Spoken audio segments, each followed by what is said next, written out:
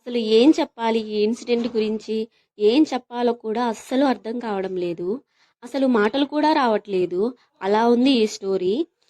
భర్త ఆరోగ్యం బాగోలేక తన ఆరోగ్యం కుదుటపడాలని చెప్పి ఎన్నో వ్రతాలు, ఎన్నో పూజలు చేసే ఆడవాళ్ళు ఉంటారు.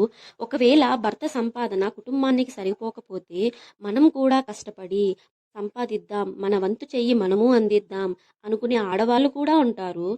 భర్త తాగొచ్చి భార్యను గొడ్డును బాదినట్టు బాదినా నా భర్తే కదా అని సర్దుకుపోయే కాపురాలు చేసే ఆడవాళ్ళు కూడా ఉంటారు. కానీ ఈ స్టోరీ వినేదాకా నాకు కూడా తెలియదు ఇలాంటి ఆడవాళ్ళు ఉంటారని. అసలు ఏం జరిగిందో నేను చెప్తాను. మీరు మాత్రం వీడియోకి లైక్ చేయడం మాత్రం మర్చిపోకండి. వీడియోలోకి అయితే వెళ్ళిపోదాం.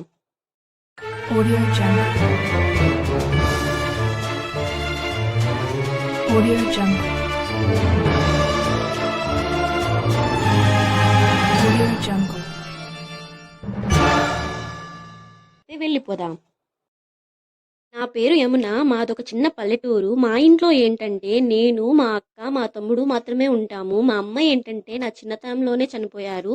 ఇంచుమించు నాకు 2 ఇయర్స్ ఉన్నప్పుడే చనిపోయారనమాట. ఒకరోజు మా నాయనమ్మకి ఆరోగ్యం బాగోలేకపోతే హాస్పిటల్కి తీసుకెళ్ళి జాయిన్ చేయించాము. డాక్టర్ అన్ని టెస్టులు చేసి అంతా బాగానే ఉందమ్మా, ఇప్పుడు హ్యాపీగా ఇంటికి తీసుకెళ్ళొచ్చు అని చెప్పారు. సరే అని అలా ఇంటికి తీసుకొచ్చాము. అలాగే ఒక 2 టైమ్స్ హెల్త్ బాగోలేకుండా వచ్చింది. సరే అని మళ్ళీ హాస్పిటల్లో జాయిన్ చేసి మళ్ళీ టెస్టులన్నీ చేసి అంతా బాగానే ఉంది, మీ నాయనమ్మని ఇంటికి తీసుకెళ్ళొచ్చు అని చెప్పారు. సరే అని డిశ్చార్జ్ చేసే టైంలో మా నాయనమ్మకి ఊపిరాడకుండా కొంచెం ఇదైపోయేసి అలా పడిపోయేశారు. ఒక్కసారిగా నాయనమ్మ చనిపోయేసేసారు. డాక్టర్ వచ్చి చూసి చనిపోయారని చెప్పేసరికి మాకు అసలు ఏం అర్థం కాలేదు. అప్పట్లోగే ఇంటికి డిశ్చార్జ్ చేసి తీసుకెళ్దాం అనుకునేసరికి ఇలా అయిపోయేసరికి మాకు అసలు ఎంత బాధేసిందో తట్టుకోలేకపోయాము.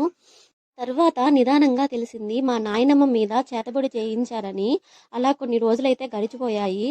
ఆ తర్వాత ఒకరోజు మా ఇంటి ముందు సోదామె వెళుతూ ఆమె, అమ్మ జాగ్రత్తగా ఉండు, ఒక ప్రమాదం రాబోతుంది, నువ్వు ఊహించని ప్రమాదం, జర జాగ్రత్తగా ఉండు బిడ్డ అని మరీ చెప్పి వెళ్ళారు.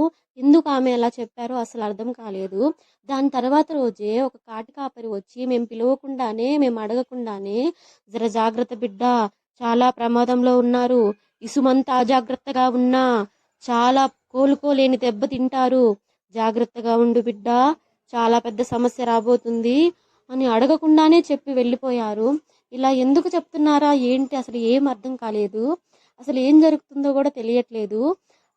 మా ఊరిలో ఏంటంటే మా బాబాయే బాగా చదువుకున్నారు అండ్ మంచి జాబ్ కూడా చేస్తున్నారు. అలాగే మేము కూడా బాగా చదువుకుంటూ ఉన్నాము. మా ఏజ్ వాళ్ళందరూ కూడా అందరికీ మ్యారేజెస్ అయిపోయేసాయి. మాకు మాత్రమే మంచిగా చదువుకుంటూ ఉన్నాము. అలా ఊర్లో మాకు మాత్రమే మంచి పేరు ఉంది. మా ఇంట్లో అయితే మా నాన్న మమ్మల్ని అస్సలు పట్టించుకునేవారు కాదు. మా అమ్మ చనిపోయాక ఆయన రెండో పెళ్ళైతే చేసుకున్నారు. పెళ్లి చేసుకున్న తర్వాత ఆమెనే చూసుకునేవాళ్ళు కానీ మమ్మల్ని అస్సలు పట్టించుకునేవారే కాదు.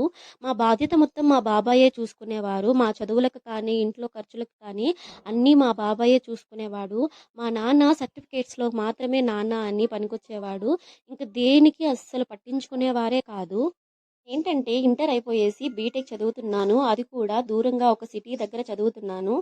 అఘోరాలు ఉంటారు కదా, వాళ్ళు నార్మల్గా ఎవ్వరి కంటికి కనిపించరు. అలాంటిది ఒకరోజు అఘోరా వచ్చి, చూస్తున్నా చూస్తున్నా అన్నీ చూస్తున్నా, నువ్వు ఏం చేయగలవో అవి చెయ్యి, ఆ పైవాడు అన్నీ చూస్తూ ఉన్నాడు అని ఇలా చెప్పేసరికి నాకు అసలు ఏం అర్థం కాలేదు. ఎందుకు ఈయన ఇలా మాట్లాడుతున్నారని చాలా ఆశ్చర్యపోయాను. ఏంటండి మీరు ఇలా మాట్లాడుతున్నారు అని అడిగితే ఆయన నుండి, నువ్వు కాదమ్మా, నీ చుట్టూ ఎవరో ఉన్నారు, ఏదో చేస్తున్నారు, నీకు తెలియట్లేదు, నీకు బాగా తెలిసిన వాళ్ళే, బాగా కావలసిన వాళ్ళే నీ మీద చెడ్డగా ఏదో చేస్తున్నారు అని చెప్పారు. ఏంటి ఇలా చెప్పారు, నా పైన చేసే వాళ్ళు ఎవరున్నారా అని చెప్పి నాకు అసలు అర్థం కాలేదు. నా చుట్టూ ఉన్నది మా అమ్మ, మా పెదనాన్నే కదా అంటేను, వాళ్ళు కాదమ్మా ఇంకెవరో ఉన్నారు, నిన్నేదో చేయాలని చూస్తున్నారు అని చెప్పేసరికి నాకు ఎవరు ఏంటి అన్నది ఏమీ అర్థం కాలేదు. తర్వాత నా దగ్గర ఉన్న ఒక 10 రూపీస్ తీసి ఆయనకి ఇచ్చేసి నేనైతే వచ్చేసాను. ఆ తర్వాత ఒకరోజు ఏమైందంటే ఎర్లీ మార్నింగ్ అయితే నాకు ఒక కల వచ్చింది. ఆ కలలో ఎవరో బైక్ మీద వెళుతూ ఉన్నారు. సడన్‌గా కారుతో వాళ్ళకి యాక్సిడెంట్ అయితే అయ్యింది. యాక్సిడెంట్ అయ్యి వాళ్ళు కొనూపిరితో అలా కొట్టుకుంటూ ఉన్నారు. ఆ తర్వాత ఎవరో ఒక నలుగురు వెళ్ళకూడని ప్లేస్‌కి వెళ్ళి ఏదో చేయిస్తూ ఉన్నారు. ఆ తర్వాత 4 ఆత్మలైతే వచ్చాయి. వచ్చి ఆ కొన ఊపిరితో కొట్టుకునే అతన్నయితే చంపేశాయి. ఈ విధంగా కలొచ్చేసరికి నాకసలు ఏమీ అర్థం కాలేదు. ఎందుకు ఇలాంటి కలొచ్చిందో అసలు అర్థం కాలేదు. ఇలా అర్థం కాక మా ఫ్రెండ్‌కి ఫోన్ చేసి, ఇలా కలొచ్చింది. నాకు చాలా టెన్షన్‌గా ఉంది. ఎందుకు ఇలా వచ్చింది అని చెప్పాను. అది జస్ట్ కలే కదా! దానిలో ఏముంది? టెన్షన్ పడకు, భయపడకు, ఏం అవ్వదని నాకు ధైర్యం చెప్పారు. లేదు మా ఇంట్లో ఎవరికైనా ఏదైనా జరిగే ముందు నాకైతే కలొస్తుంది. కలొచ్చాక నాకు ఇలా కలొచ్చిందంటే వాళ్ళు దాన్ని బట్టి ఫాలో అయ్యి ఏదైనా పూజ చేయించుకోవడం ఏదో ఒకటి చేస్తారు.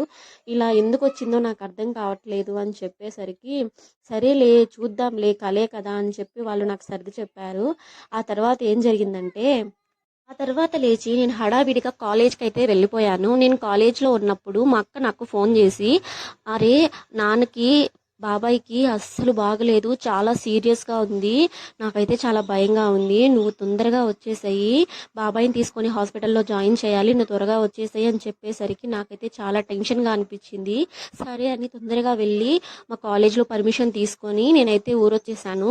ఊరొచ్చేసి బాబాయ్‌ని చెన్నై హాస్పిటల్‌లో అక్కడ అపోలో హాస్పిటల్‌లో అయితే జాయిన్ చేయించాము. అక్కడైతే ట్రీట్మెంట్ ఇస్తూ ఉండగా నాకు బాగా తెలిసిన పాస్టర్ గారు కూడా మా బాబాయ్‌ని చూడడానికి, మా బాబాయ్ కోసం ప్రేయర్ చేయడానికి హాస్పిటల్‌కి అయితే వచ్చి ప్రేయర్ చేస్తున్నారు.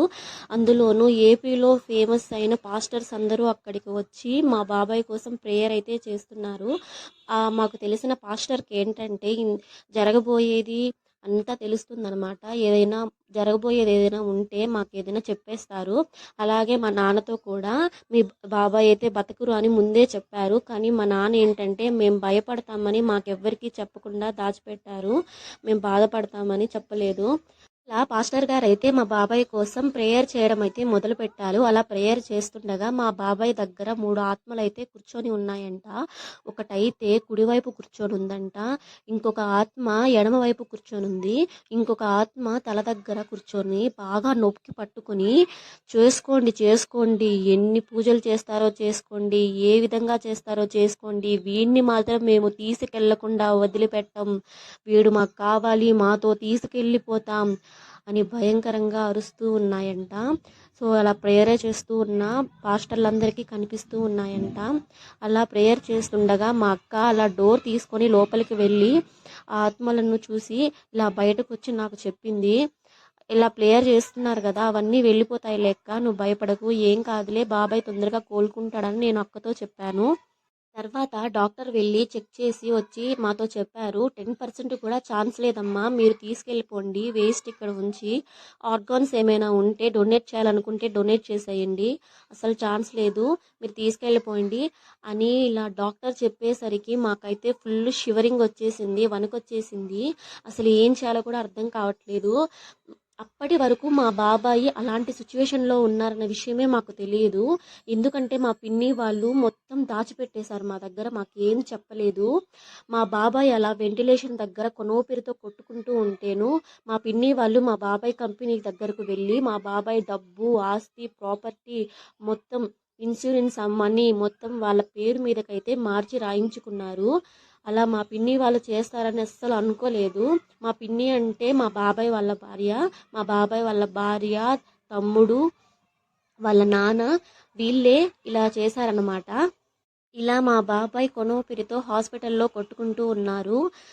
ఈ పార్ట్ 1 వీడియో అండి. పార్ట్ 2 వీడియో మళ్ళీ చేస్తాను. వీడియో లెంత్ అనేది ఎక్కువైపోతుంది. ప్లీజ్ లైక్ చేయండి. వీడియో నచ్చితే ప్లీజ్ లైక్ చేయండి. ఒక్క లైక్ చేయండి.